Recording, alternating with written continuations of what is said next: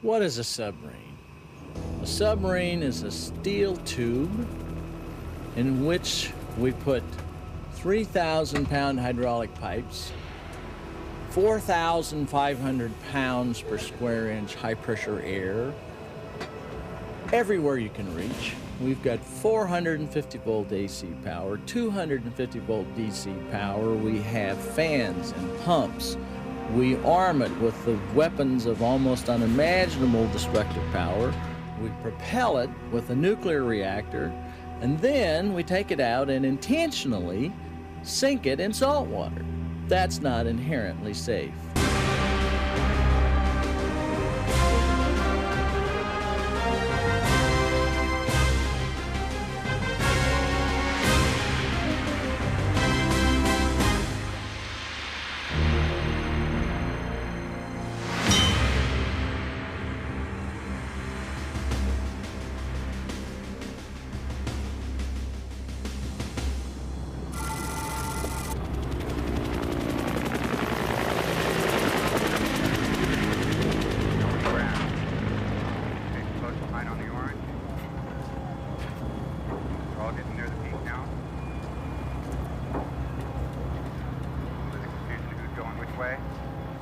The latest Los Angeles-class fast attack submarine is limited in its capability by only one thing: how much food she can carry. Usually, it's 60 days' supplies for her crew of almost 150. Getting them on board is a tricky maneuver. Everything that enters the submarine goes through a narrow hatch: food, men, and weapons. Below is a sealed world of work, drills, sleep, and more work in a cramped and sunless environment. The Topeka is preparing to go out on patrol. Only a handful of people know where she's going and for how long. She may be gone 12 hours or 6 months, patrolling close to Russia or lurking in the Red Sea. This is the world of the submariner, regardless of his nationality.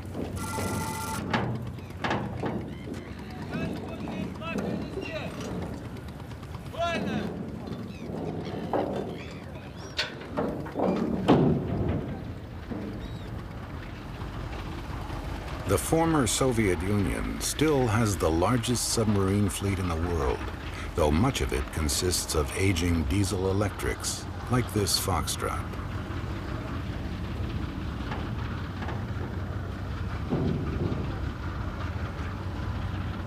She is nearing the end of her useful life. Nonetheless, this patrol could take her as far as the Mediterranean, and for 6 months.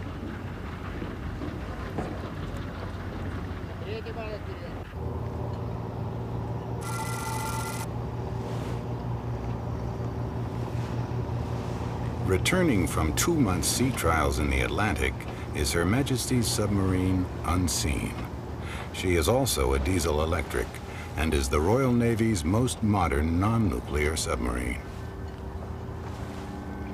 Submarines have always inspired both fascination and fear. Their movements remain closely guarded secrets, and the lives of the men aboard a mystery. They all belong to a closed society, members of an exclusively male club.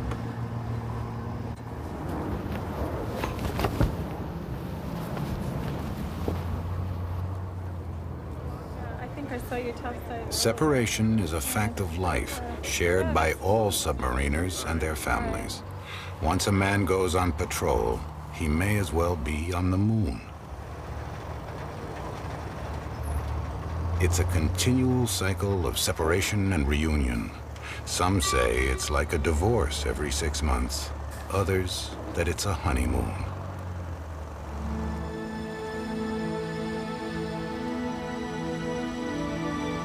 I'm not married myself, but my views on the Navy itself, as far as marriage is concerned, and going to sea, I think it does put a lot of pressure on the marriage. When a ship goes to sea, like the ones out here, the most expended sea actually at sea maybe 5 or 6 days before they pull into a port. We go out, we might spend 6 to 8 weeks at sea. The only people you see are the people you see around you now. That's it all the time. You can't contact your family, you can't write to them. It must be there. Hard to leave the family, hard to leave the children. I have 2 little ones, a 1-year-old and a 2-year-old. They don't really understand 6 months, but even when I'm only gone for a week, they know when I'm gone for a few days, and they start asking Mom, where's Daddy, and that sort of thing. Standing in the front window, where's Daddy, when's he coming home, why is Daddy not here for dinner? I feel kind of sad because you see him for a while and then he takes off. And then he comes back and then he takes off. I like it when he comes back. And I don't like it when he leaves.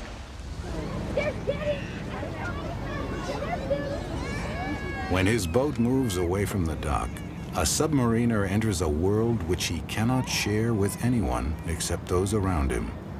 By tradition, submarine service is the most secretive among the military in any country.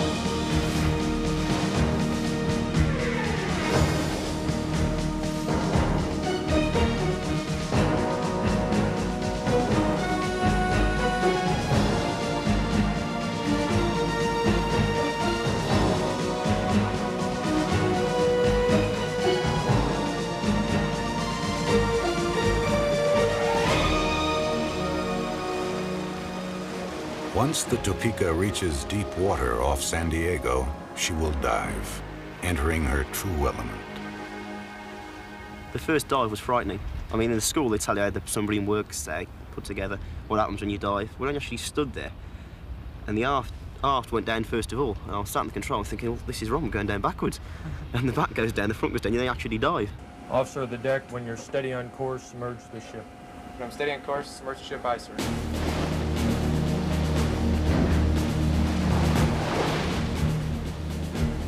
Operating a submarine requires precision teamwork. The captain's orders are repeated and relayed several times before being carried out. It's part of a system of multiple checks designed to eliminate the possibility of error. Diving officer, submerge the ship to 150 feet. Submerge the ship, 150 feet, aye, sir. Driving officer was 2 bloods, huh? Dive! Dive! Dive! Dive! To submerge his ship, a submariner must do what every surface sailor dreads: take water on board. Ballast tanks are flooded for extra weight, and diving planes steer the boat below. Achieving what's called neutral buoyancy is a fine balance between submerging and sinking. Deck's awash. Deck's awash, aye, sir. Full dive in the bow planes. Establish a 3-degree down bubble. 7-2.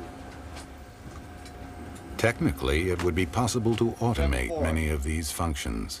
But when a submarine operates as deep as 1,500 feet, a minor mechanical problem could push it to crushing depth.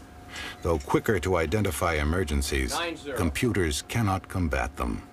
As in the cockpit of an aircraft, there is no room for mistakes.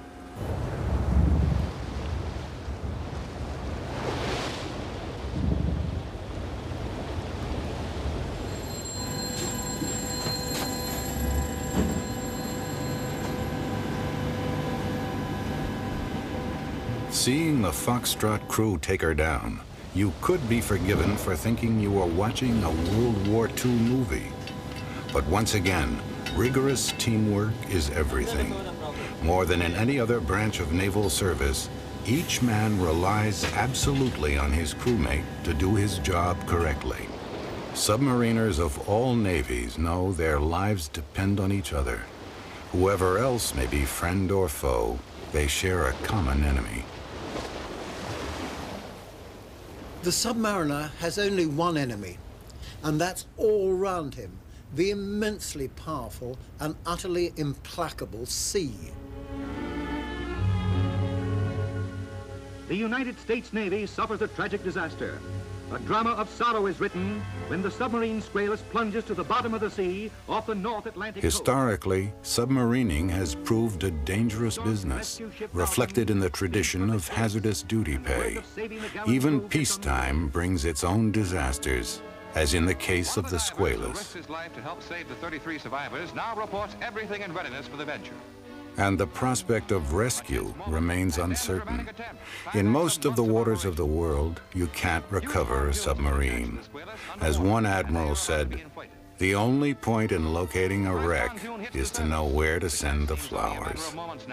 More air is forced into the pontoon and something's wrong. The second pontoon is broken loose. The churning water is a bad sign, and the fears of the rescue workers prove well-founded as the Squalus breaks water momentarily, only to slip silently back to its ocean bed tomb.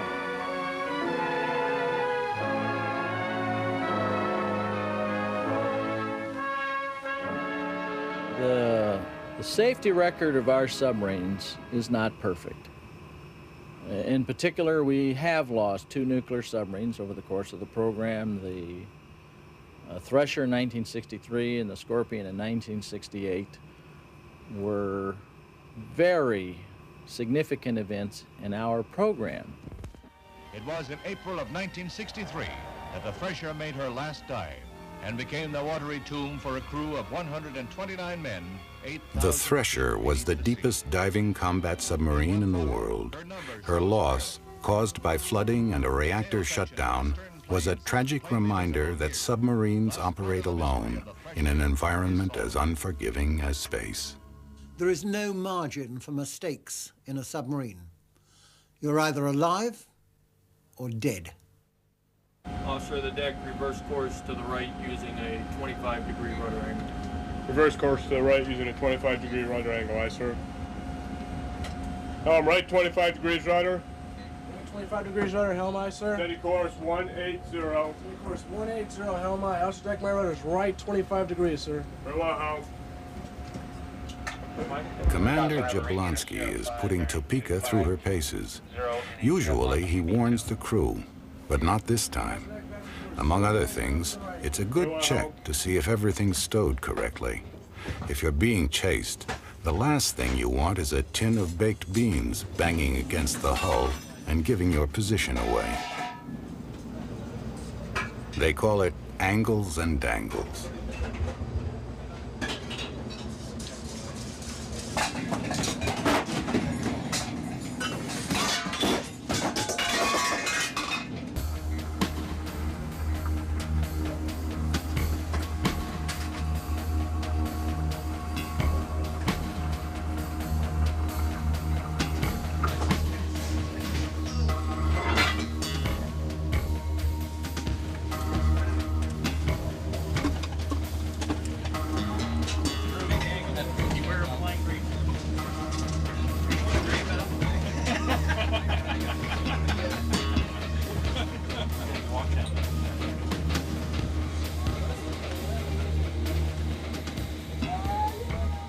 To this day, the U.S. Navy will only admit to speeds in excess of 20 knots.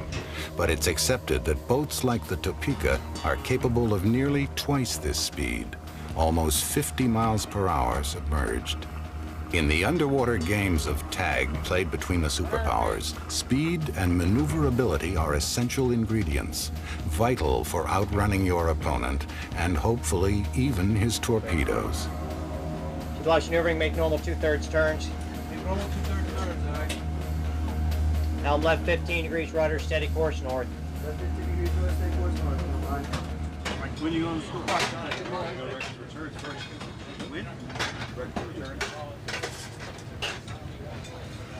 Petty Officer Shaw is a nuclear engineer. His workspace is aft of the crew's mess and occupies almost half of the boat. It's a classified area where no cameras are allowed. Beyond this door is the heart of the Topeka, the nuclear reactor. Highly radioactive uranium generates intense heat, which superheats water in a separate loop of pipes to produce steam. This drives a turbine to create electricity, which in turn powers the propeller. Although nuclear safety is taken very seriously, there's a friendly rivalry about the pros and cons of working on nuclear as opposed to diesel-electric boats. They call us nuke flukes. We call them diesel weeders because of the smell or whatever we get from them, and they come alongside. We're the real submariners. I mean, as you can see over there, we were the forerunners of the submarines, and then these like just come along and take all the limelight, so to speak. You know. The thing is, they call themselves proper submariners, and these diesel boats in the background here spend most of the time on the surface. So, you know, I rest my case. They're dependent on the surface. Nuclear boats make our own air, our own water. We don't need the surface at all. Once when we dive, we stay dived for as long as the food lasts. That's the only limit to how long you stay dived. Your food. Yeah, but I don't turn off the lights and glow in the dark, do I? You know, which is what's going to happen with you. I mean, you're that close to a nuclear reactor. I mean, you know. When I started this, I had no idea what I was getting into. I had the same ideas about glowing people and material and all that stuff. That's really not how it is at all. It's very safe. Every person in the engineering department, in fact, everyone on the boat, on the entire submarine, wears dosimetry. It measures the doses that radiation that they get. Mine is something like this right here. It's a small thing I wear on my belt, and it measures the amount of gamma neutron radiation I get. The U.S. Navy is intensely sensitive to public perceptions of nuclear power and the safety of its men. But unanswered questions remain about the effects of exposure and the potential danger of nuclear submarines in heavily populated ports. Even the welfare of civilian refit workers is now a matter for debate. Safety is the biggest aspect. Safety is everything, and the entire boat is designed to keep everything in the boat if anything happened. Russian nuclear submarines have a poor safety record, despite the claims of their designers. You ask me my assessment of the radiation hazard on board this boat. I tell you, in fact, that, strange as it may seem, the level of radiation on board nuclear-powered submarines is lower than what you and I are exposed to when we walk around the city.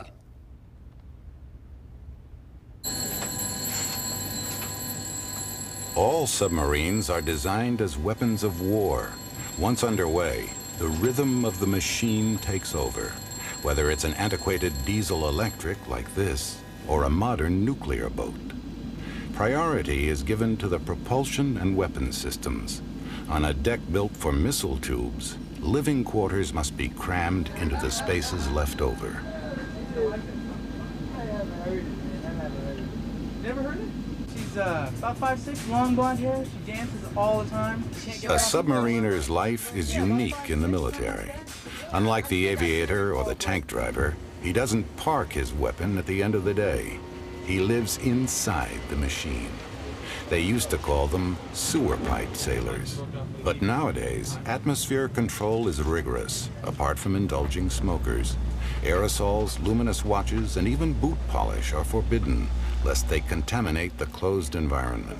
Fresh oxygen and water are made from the sea. 5 more! They say the food is the best in the service, but unlike the Royal Navy, no alcohol is allowed on board. Enlisted men eat the same as the officers, but there's a chow line rather than silver service.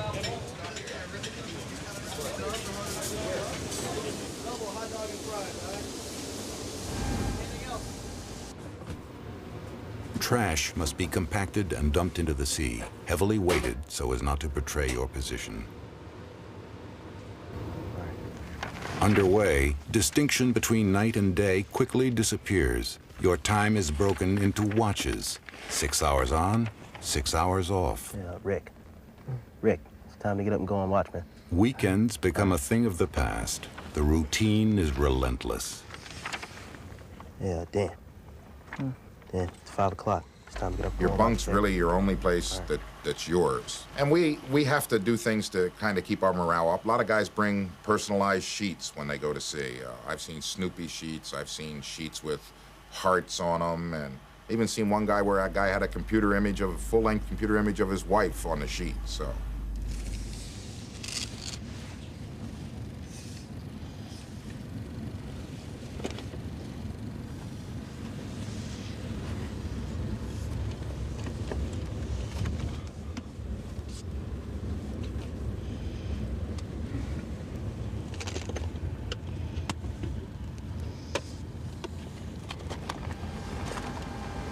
there's very little privacy on board. There's none. Well, no, you do have some. You have your rack. Yeah, that's the only place on board that you can really, you know, go and get your thoughts together if you've had a really stressed out day. You just have to jump in it and close the curtain, and that's all you got as far as privacy. Yep, that's it. The rest of it is share. And share alike. Share alike, there you go. I got some of my rack.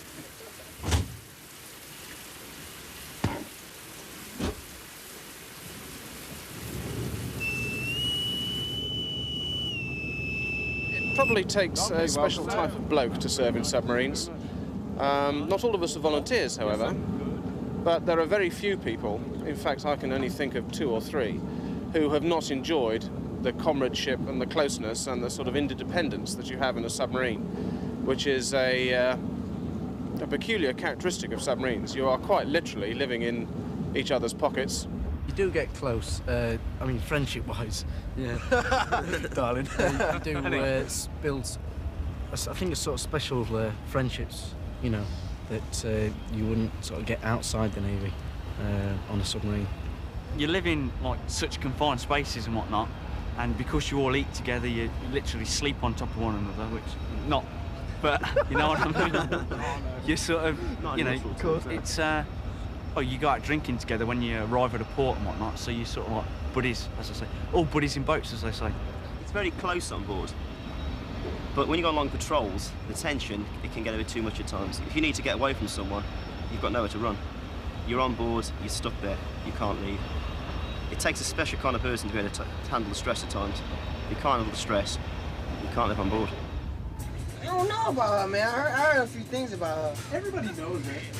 Well, how's her attitude? She got a nice attitude? Got me. She's got a good personality. She's fun to party with. It's just like a big family when we're underway. Everyone's really tight. Yeah, the way you talk to people, the way you touch people, I mean, I think everybody here is really secure with themselves where they can do things like this underway in this kind of environment, but in public, it wouldn't be acceptable. The engineers, or nukes, joke that the torpedo man's job is to protect their reactor. Torpedo men, or coners, call the nukes their chauffeurs. Either way, the torpedo is central to the hunter-killer's lethal anti-submarine role.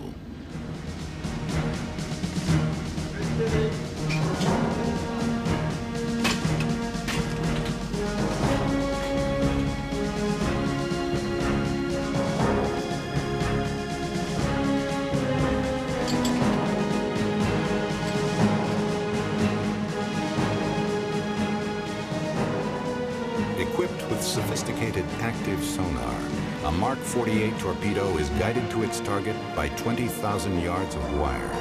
At a maximum speed of 55 miles an hour, the advanced capability version is fast enough to catch the swiftest Russian submarine. Topeka also carries Tomahawk cruise missiles, demonstrated with such ferocity during the Gulf War by her sister submarines. Tubes loaded, the Topeka is ready for action. Well, there's very little difference between a submarine operating in peacetime and in wartime as far as the submarine is concerned. We are going out and we are covert. We are doing the same type of missions. We do everything up to the point of actually firing our weapons, and that is one of the reasons why our readiness is so high, is that when we go into an area, we're not detected. No one knows we're there, so we can conduct our operation just as if we had a wartime mission in that area.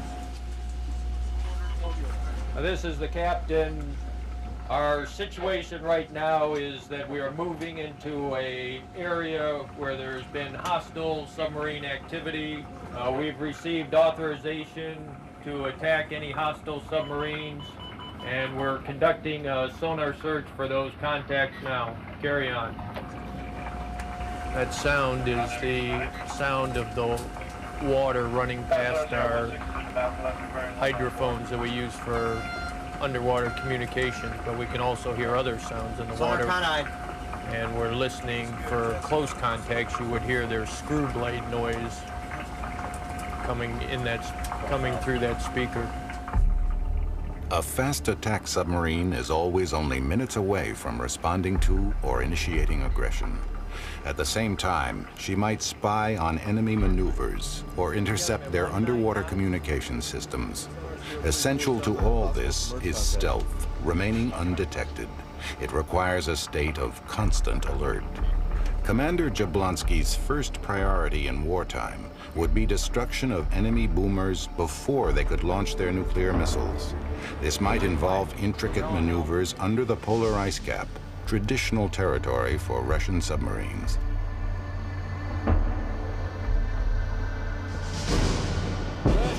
Время занятия района 19-20. Боцман, держать 26 метров. Боцман, держать 25 метров. Ballistic missile submarines, like the Typhoon, operate to a different rhythm. Much of their time is spent simply hiding. Like cosmonauts aboard an orbiting space station, their crews live a life of virtual suspended animation.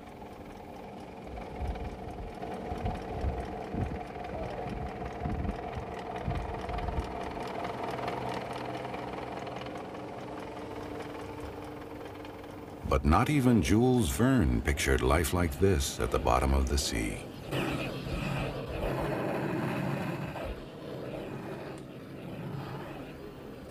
As the world's biggest submarine, the Typhoon deserves the traditional nickname of the floating hotel. In its atmosphere of a comfortable, if slightly dated health club, it's easy to forget its deadly purpose.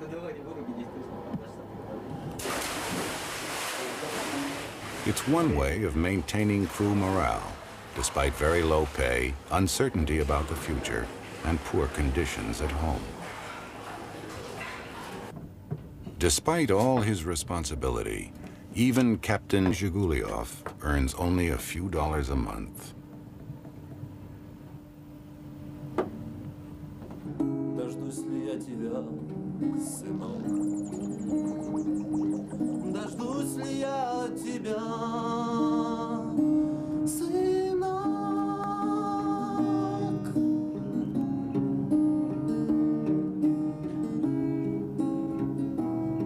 And then there's the traditional fringe benefit of the nuclear submariner.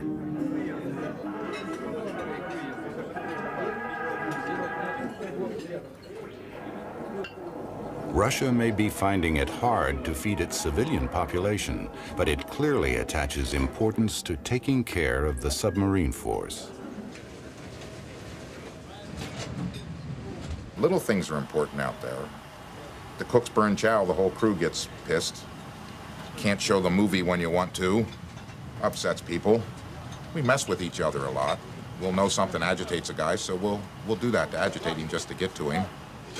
In those last 3 or 4 weeks of patrol, though, you can tell everybody's ready to get home, because everybody's like at each other's throat going, "Ah, okay, yeah, it goes. Fine. Just get out of my face." Starts out, everyone's in a pretty good mood and happy and having a lot of fun, and towards the end of patrol, we tend to get pretty uptight with each other. We do little things that are funny to us, might not be funny to other people. We freeze people's shoes and steal their pillow, and it sounds like kid stuff, but it breaks the boredom out there. The isolation is intense. You can't call home or even write a letter. But 8 times each patrol, the Navy allows you a message from home. Whatever news can be squeezed into 50 words. They call them familygrams. I know you'll think I'm crazy, but I had to ring home just to hear your voice on the answering machine. It made me cry. Can't wait to see you. All my love, Patty. Familygrams are really important once we get underway and on toward the end of patrol, because the guy, you know, you just got to have something to keep the guys up and keep them going. And the morale factor on a familygram is the biggie on the boat. One of the joys of being a radarman is after watch. You get to walk through the ship, and you've got a whole stack of familygrams in your hand. People are sitting there going, have I got a gram? Have I got a gram? Now, what's kind of bad is when you have to give them a gram for their mom, right? Oh, my mom! All right, but, my wife, yes! Or you find out that their kids are doing great in basketball. Yes, yes, yes! So it's a good feeling. It's it's sort of like a mail call in the old movies. Mail call! In the confinement and isolation, boredom can become a professional hazard. I think anyone has boredom with their job sometimes, but you can be sitting on watch and then the sonarmen pick up a contact in what was a boring mid-watch, now you're chasing somebody. All right, attention and control. We have what's been classified as a hostile submarine. Sierra 34 now bears 098. The contact is drawn to the right. My intention is to move around behind them and get in position to attack them with a Mark 48 torpedo. Carry on.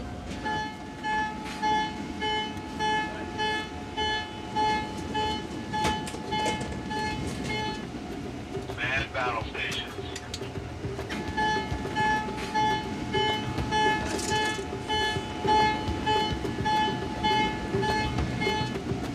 Man battle stations. We operate in realistic scenarios.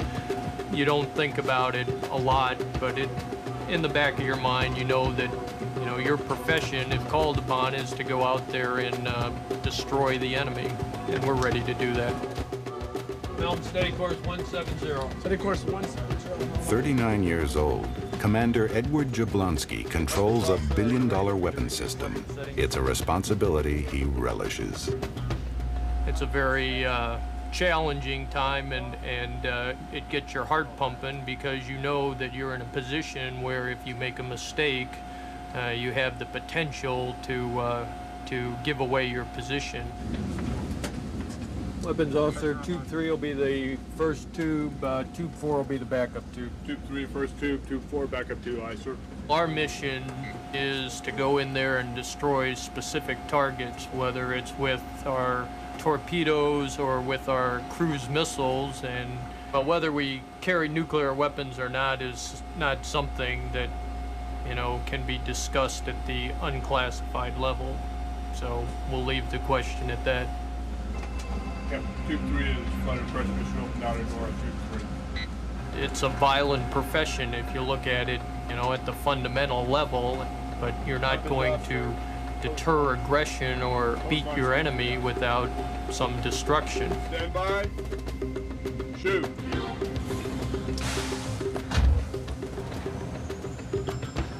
Bitter course 180. Very well, weapons. That's full fine. 600 here.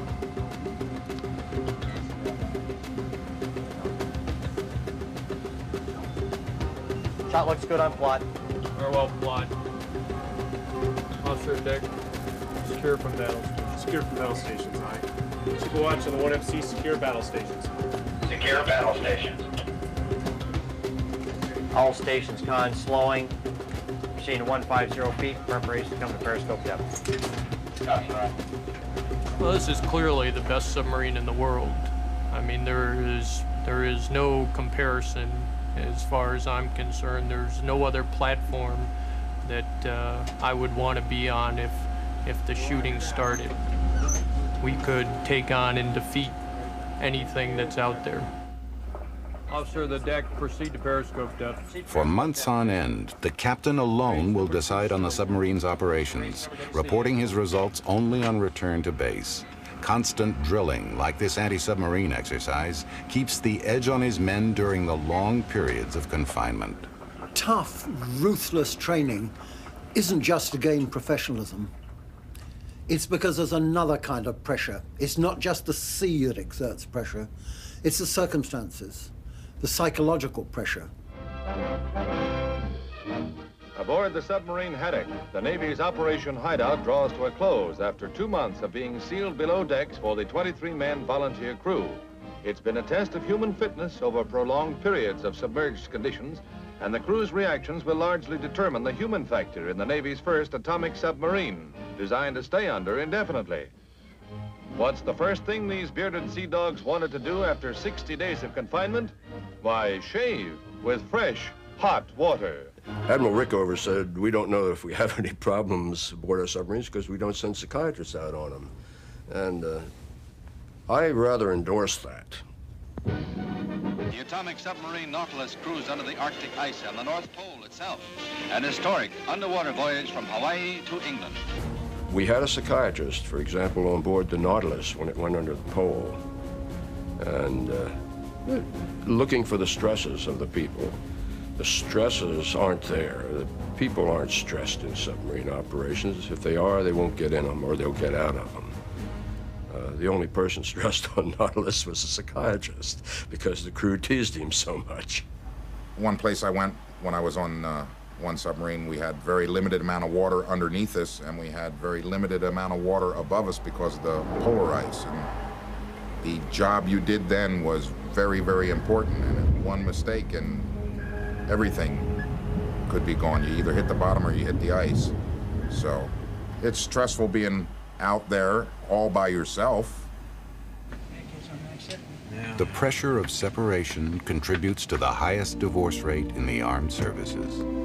One of the bad things about submarining in general is usually each run you're going to wind up with maybe 2 to 3 divorces. After a while of reading the same grams over and over again, you can see when there's a problem, the family grams, they lose the warmth. After a while of reading them, you kind of sit there and you don't really want to give the guy the gram. With bad news, most of the time it's better if you don't hear about it, because there's nothing you can do about it. I mean, you're still going to be out there on patrol, you're going to be doing your job, and if you don't know about it, you're better off, until you get back. The people who survive that pressure and perform really well are those who've had the toughest training. Sometimes people say, okay, how do they release that pressure? Well, I can tell you the best way by far. It's sex. Wives and girlfriends are really crucial to submariners. Now for a more intimate and personal welcome from wives and children, families and friends. A scene in which America joins while echoing the Navy's traditional words of praise, well done, very well done. Some of the wives get awful lonely, and they want to let their husbands know that they're lonely. So they'll sit there and you'll get some spicy family grams, and not too to the point of being vulgar, but slightly risque. Something like, I can't wait to wrap my loving arms and legs around you, or something to that effect. Or can't wait for you to bring home we can have a special dinner ready for you. Can't wait for you to bring home the meat, things to that effect. And those kind of grams, we'll chop out the names so that no one gets embarrassed, to protect the innocent or guilty or whatever. And those become the family grams of the week. We post those down on the mess deck so everybody can get a laugh out of them. If it weren't for the grams, sometimes we'd go insane. Because everybody has to know that, even though this is an adventure, right, we still got a home too. And it's, we really miss our families a lot.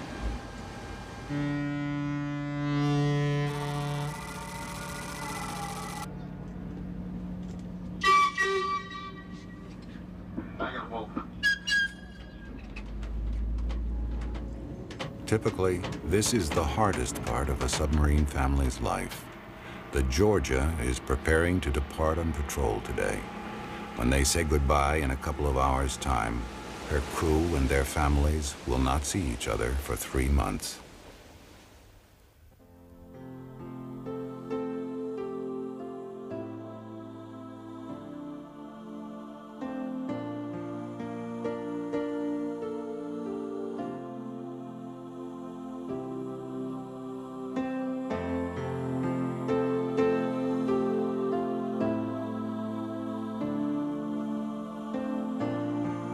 There's a lot of sadness. He's been in for almost 14 years, and You kind of get used to it, but then you don't. And then it'll probably hit me tonight that, oh, I'm going to be by myself with these two.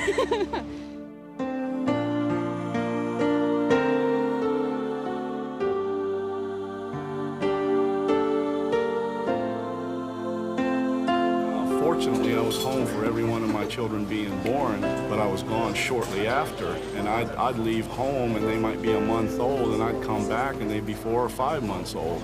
And in some cases, you know, 6, 7 months old. That's just real hard, missing the children growing up. I lose my dad almost every year, and he's gone anywhere from a couple of weeks to 6 months. And you know, other people talk about, well, I was with my dad and I did this, and I say, well, my dad's at sea again. So it's hard.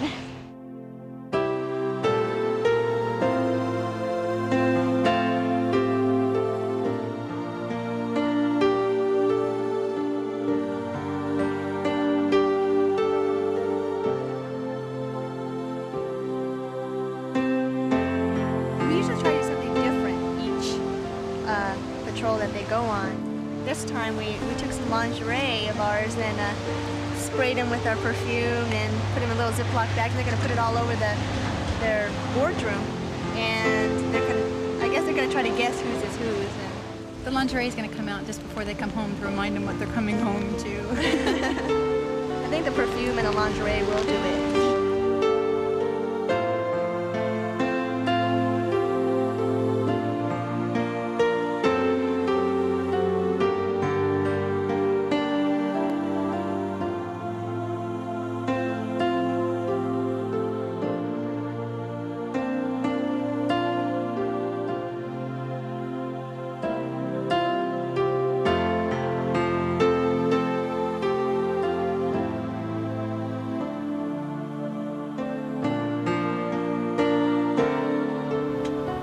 Leaving the family is really hard.